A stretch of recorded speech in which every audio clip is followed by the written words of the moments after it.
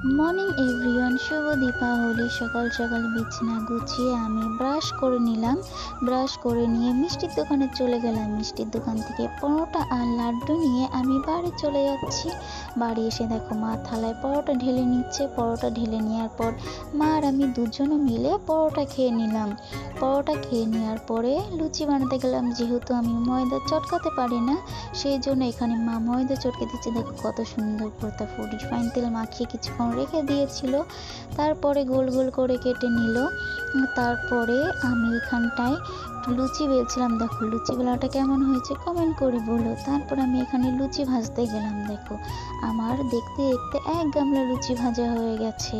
তারপরে আমি এখানে একটু লুচি আর আলুর দম খেয়ে নিচ্ছিলাম। খেয়ে নিয়ে সন্ধেবেলায় মোমবাতি ধরাতে গেলাম। দেখো আমার মোমবাতি ধরানো হয়ে গেছে, কত সুন্দর দেখাচ্ছে। ভালো লাগলে লাইক, কমেন্ট আর সাবস্ক্রাইব করে দিও। কমেন্ট